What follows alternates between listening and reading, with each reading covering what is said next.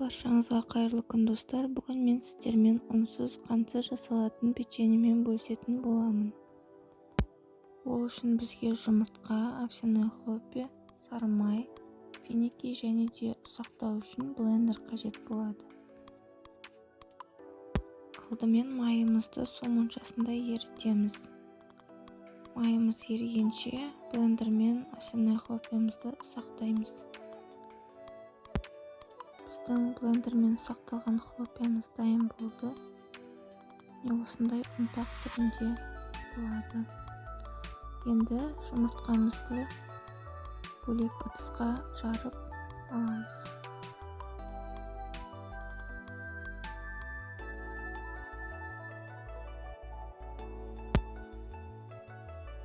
Жұмыртқаны жақсылап араластырамыз.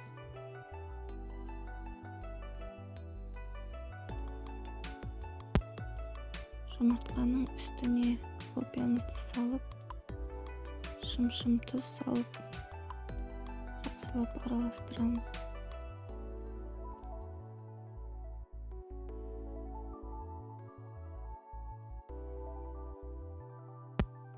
Кейін үстіне қалған хлопьямыздың барлығын саламыз және де еріген майымызды үстіне құйып қоя тұрамыз.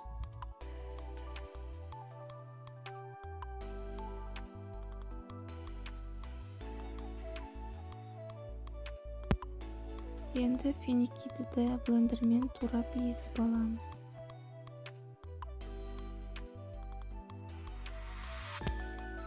Езілген финикиді де ыдысымызға салып, жақсылап араластырып, қамыр жасаймыз.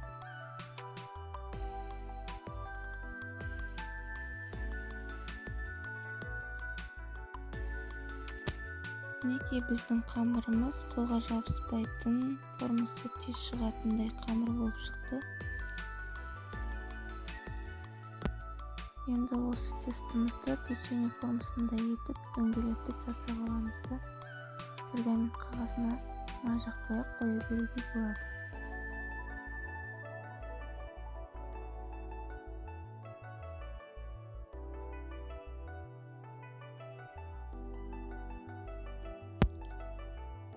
Мінекей біздің печеньеларымыз дайын болды. Енді осыны қызып тұрған пеште 180 градуста 15 минут пісіреміз.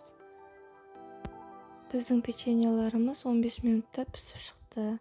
Бұл печенье дұрыс тамақтануды, диетаны ұстанып жүрген жандар үшін өте пайдалы. Егер сізге рецепт ұнаған болса, лайк басып каналға тіркелуді ұмытпаңыз.